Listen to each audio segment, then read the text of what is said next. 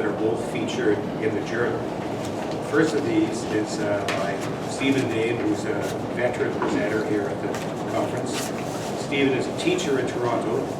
His 2 research papers on the subject of baseball and Canadian prime ministers were published in Saber's Baseball Research Journal. And his 2 articles on the subject of Canadian military baseball were featured in the recent Saber book. Today he'll be talking to us about integrated baseball games during the First World War. Stephen believes the real home run record is 73 and that B.J. Birdie deserves a second chance. Stephen? Sure. Fancy slides here. Is there an award for best dressed at this conference? Most overdressed?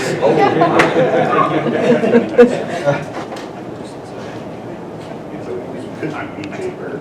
Thank you. I know, I got my Blue Jays on, so I'm actually ready to go. Great to be back. Great to see so many familiar faces here. Mr. Barney, hello. And folks that we've been apart from for a few years, so it's awesome to be back and to be leading off. I always take this as an honor to be here in this leadoff position. I'll treat it like you would a leadoff position in a baseball lineup and try and get us off to a solid start. It's worth saying that I am a doughy white guy who's about to present to you about black athletes and black soldiers who lived 100 years ago. And so those men, by virtue of the randomness of birth, had to endure prejudice and discrimination, the likes of which I cannot pretend to understand. And so that, I think, needs acknowledging. And I hope that by shedding light on some of these stories, some of these black athletes and black soldiers will receive some of the due that they are so often denied. With that said, I'll tell you that a few years ago, I presented on the subject of Canadian military baseball during the First World War. And I finished that presentation at the golf club in St. Mary's that year. And as I finished the presentation, John Kearney approached me, and he's a real researcher, and he said, "What's next?" And I said, "I have no idea what's next," because I hadn't thought at all about what could be next. And little did I know that staring at me from one of my slides was what was next. The next person to approach me was Jeremy Diamond. Jeremy Diamond was leading then something called the Vimy Foundation. And he said, "I want to show you something." And he took out his phone, and he said, one of the images you used on a slide, we are digitizing, colorizing, and using in a book that's called They Fought in Color, about the First World War.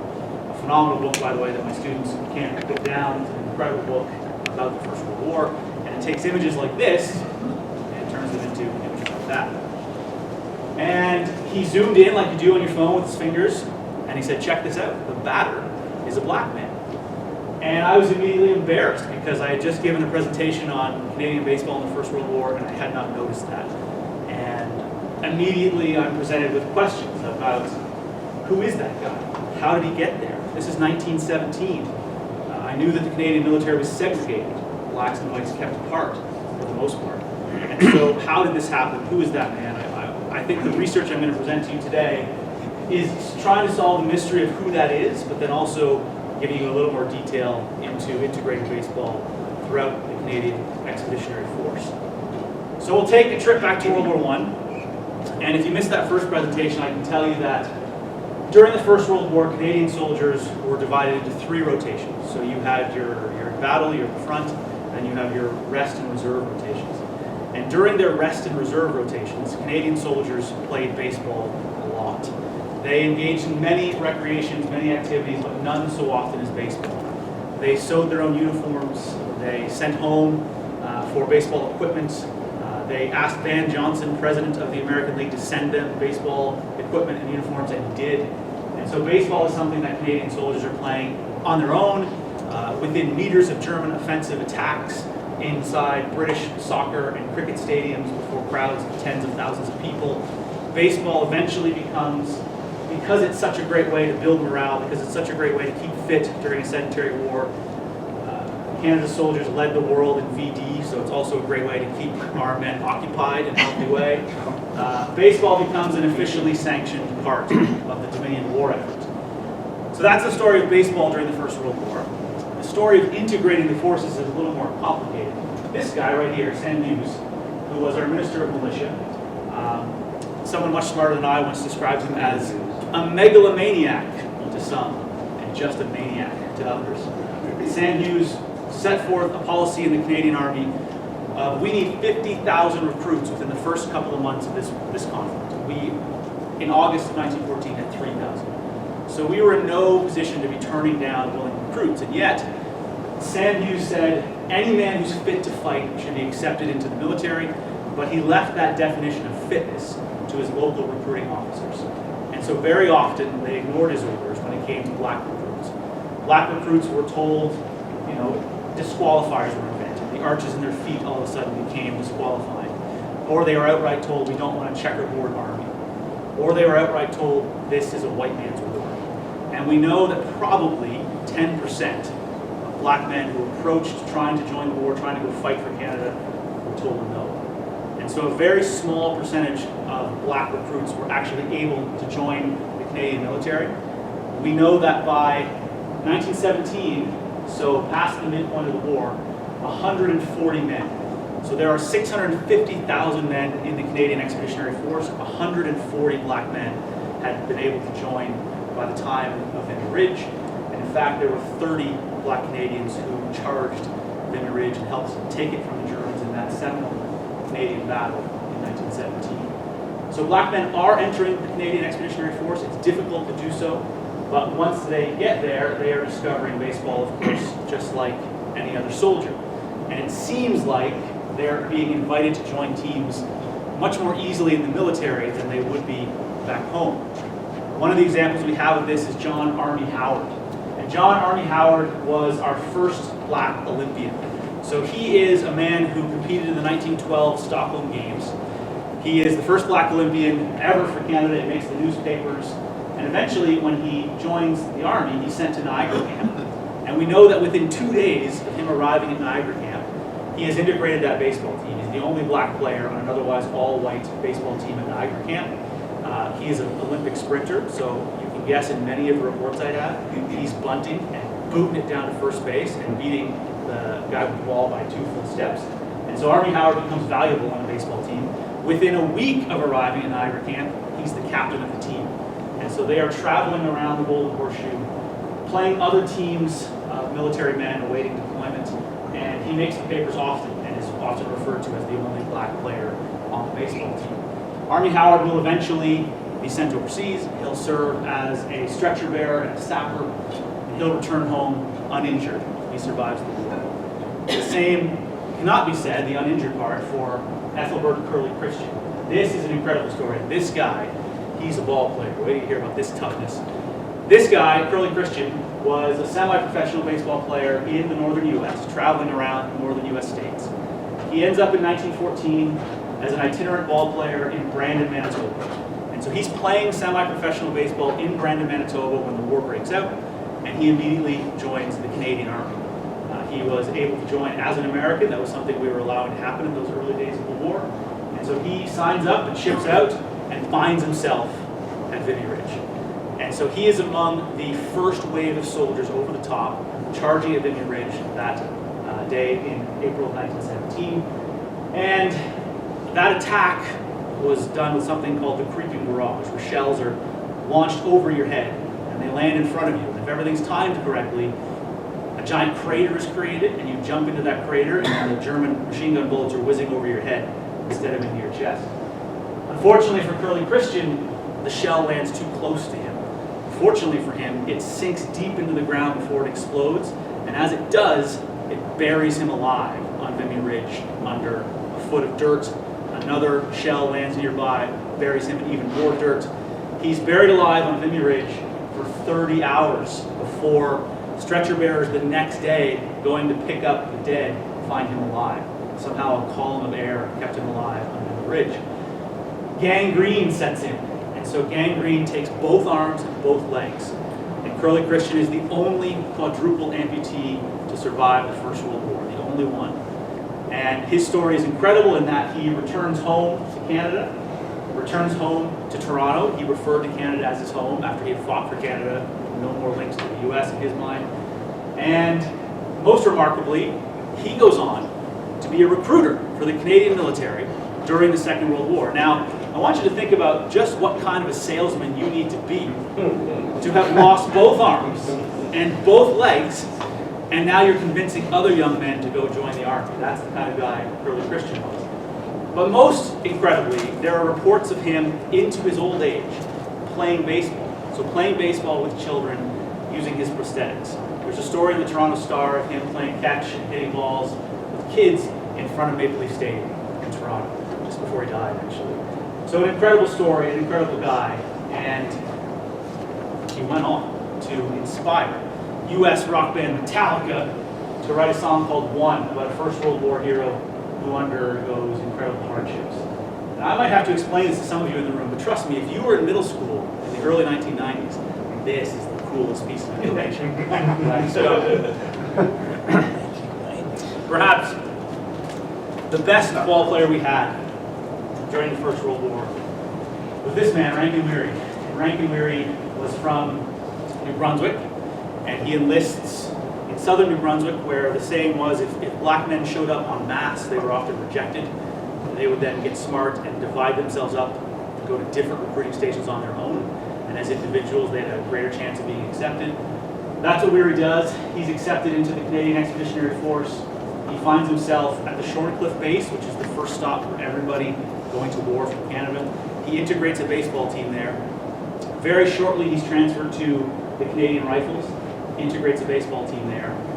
It seems like he's moving around. By the end of this, he's such a standout shortstop. I've seen him transfer to divisions that just keep winning baseball divisional championships, and you wonder, is he transferred because he's such an outstanding shortstop?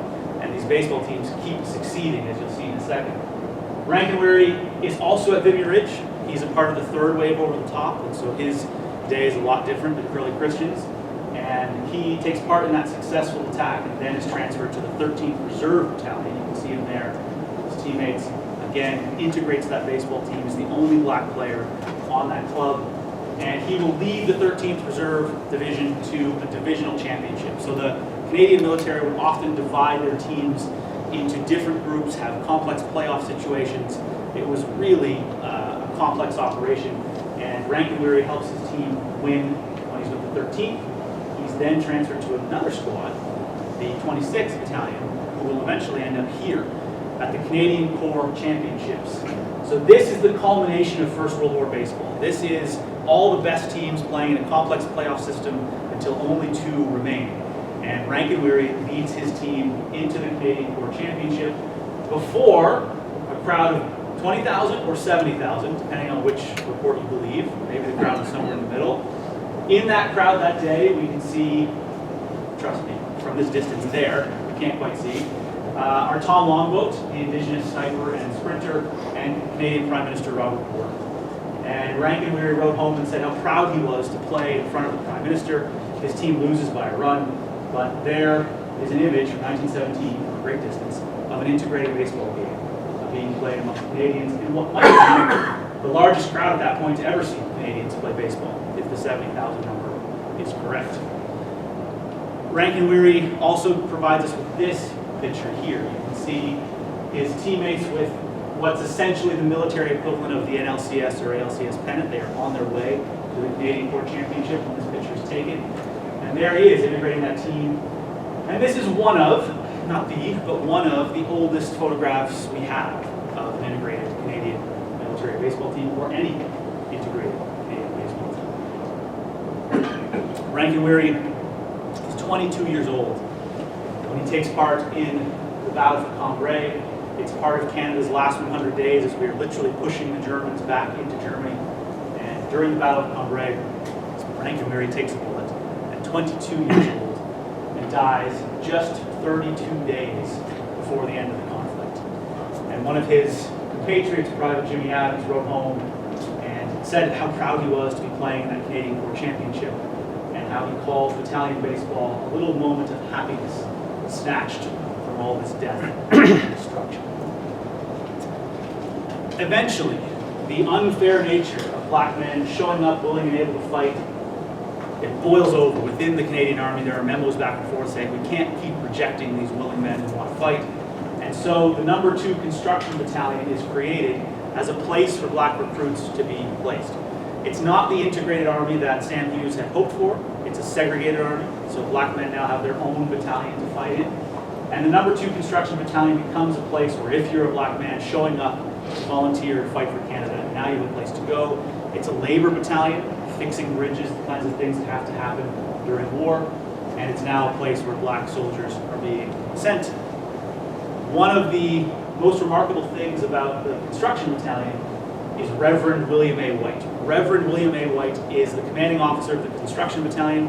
He's the only black commanding officer in the entire First World War. And so Reverend William A. White is historically significant for that reason, but he also keeps a really detailed war diary.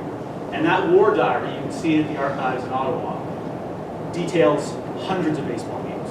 So for the years that he's overseas, he's chronicling his team, an all-black team of soldiers, playing against other teams, including sometimes the integrated teams of Rank and Weary. And so they are playing ball all the time. He records scores, he records great plays, he records sermons that he gives about baseball, and then the guys go out and play baseball. And the one thing he doesn't record are the names of the players on the team. And so while we have all this information about the number 2 construction corps, and we know they played ball, we still don't know who they were. We don't know which men are on the team. They are anonymous still, and so there's research yet to be done. We do know, however, that they played everywhere. They played against the Royal 22nd, the legendary Van Dues. They played against the Canadian Rifles. They played against soldiers from here in Essex County.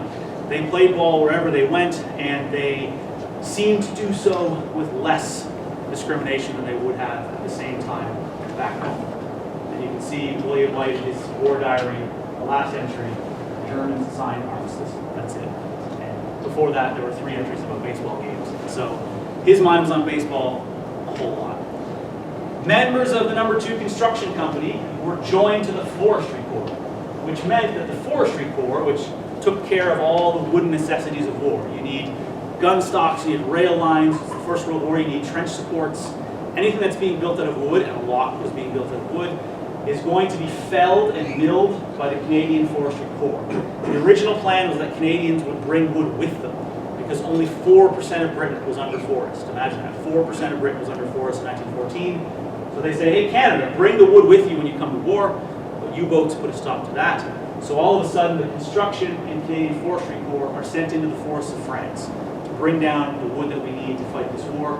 An overwhelming majority of the wood used by every Allied army came from our guys knocking down trees in the forests, and they were often black and white soldiers working together. Because when the number 2 construction company is joined to the Forestry Corps, not only do they integrate the Forestry Corps, but they integrate the Forestry Corps baseball team. And the baseball team that the Foresters had was already legendary in Britain. Because they are behind the lines, they have time to practice. Because they're behind the lines, they're often used as fundraisers. So they're sent all around Britain to play ball in front of curious locals to raise money for the war effort. And so the Forestry Corps just gets better when the number 2 construction company's black soldiers and athletes and baseball players are added to it. Perhaps the most remarkable thing I found while looking through the war diaries, though, was an entry from William White more than once, which says, baseball at night at 21 Company, it's a division of the Forestry Company, very interesting. And so we know that there were barnstorming teams who traveled with arc lights in the US at around this time. They're traveling with lights. But it looks like the Forestry Corps was somehow able to host night games regularly, at least twice a month, which I don't know. Again, I'm speculating and it needs further research. But I wonder if the rudimentary lighting systems they were using to do their forestry work were then turned towards baseball diamonds. And if they were, then this is one of the first places anywhere to be hosting regularly scheduled night games. So again, greater research needs to be done, but more than one reason why these guys are pretty historically exceptional. The star of that Forestry Corps baseball team is this guy, Charlie Kelly. And Charlie Kelly is a laborer. He's from Ingersoll, Ontario. And when he signs up on his attestation papers, he says that he's an athlete. So there's perhaps belief that he was already a semi-pro baseball player when he went to war. Because when he gets there, he's one of these guys who is a star immediately. He's a pitcher, and by the time he's playing in Britain, he is noted in the newspapers quite often. Here's a charity game being played actually in a village in France, where locals are coming out to see Charlie Kelly and his integrated team of foresters play ball. But what's notable about Charlie Kelly is that the newspapers in Britain mention him often because he's the only colored, as they say, man on the field. But if you and I were looking at this, our eyes would notice that they should be mentioning him for another reason, because he pitches complete games almost every time out. If his team is winning 3-1 or 2-1, he's the guy contributing at least one of those runs. He is an all-around superstar for the Canadian forestry team. They are sent to play games all over UK to raise funds, and when they get to Scotland, the newspaper report there says that soon Charlie Kelly and the Foresters will be playing before the King. And so that's what brings us back to this image. Because the King was at this game, he's sitting, and the Queen are sitting right behind where that photographer is. There are multiple photographers present at this game because King George V is there. And this is a game where Charlie Kelly pitches a complete game.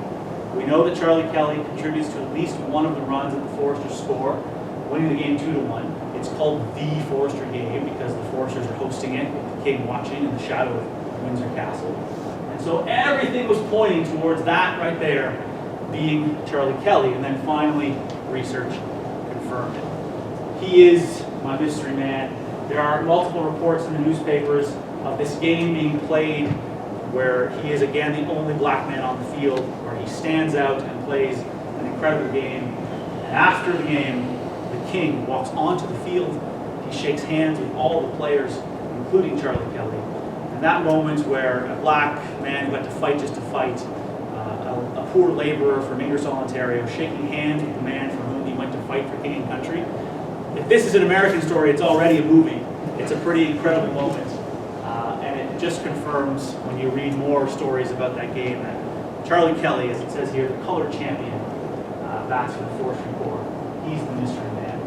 And so that mystery was solved, and unfortunately, so many of the games that are played in the First World War, they're played anonymously. We just don't know the names of the players who are on the teams. We have scores, we have locations, but there's still a whole lot left to uncover. So breaking the military color barrier within the Canadian Expeditionary Force was likely very more common than detailed herein.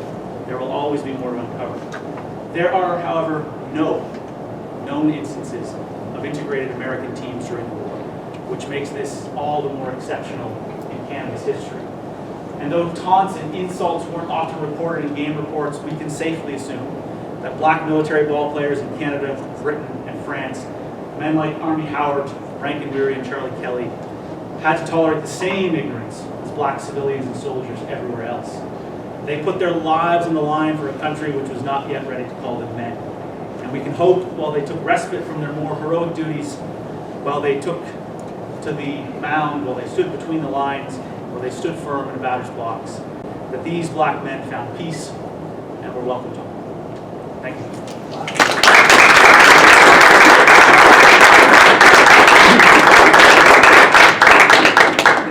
Any questions? Yeah.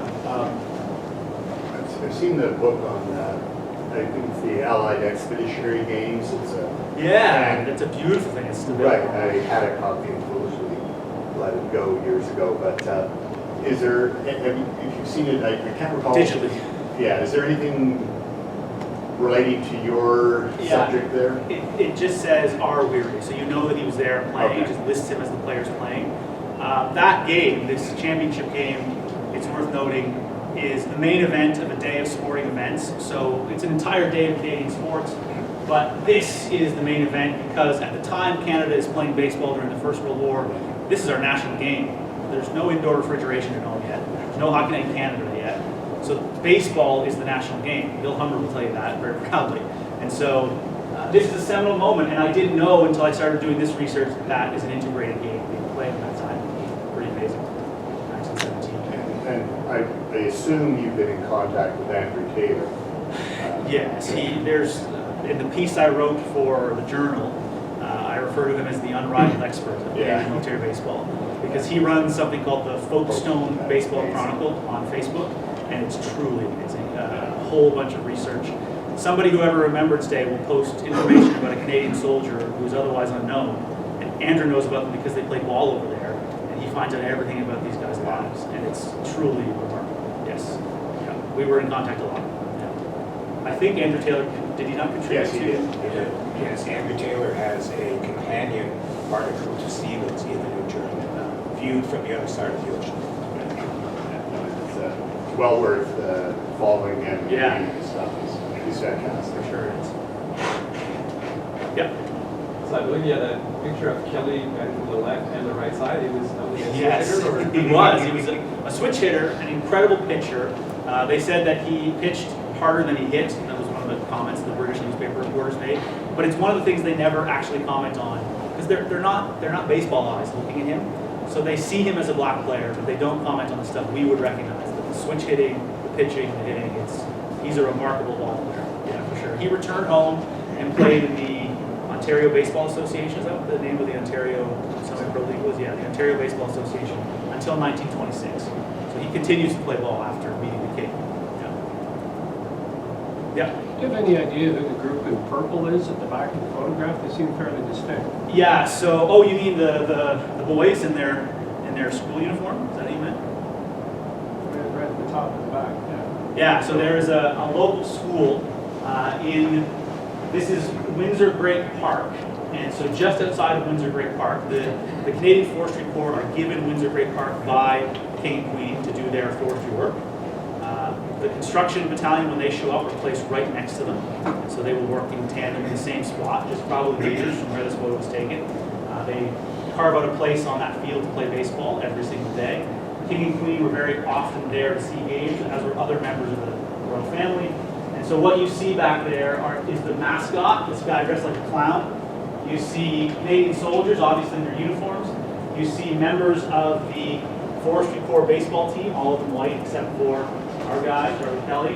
And then those are boys from a local private school, which exists still today, just outside Windsor Castle. You can go there and see guys in those coats right now. Pretty amazing. Yeah. All right. Thank you very much.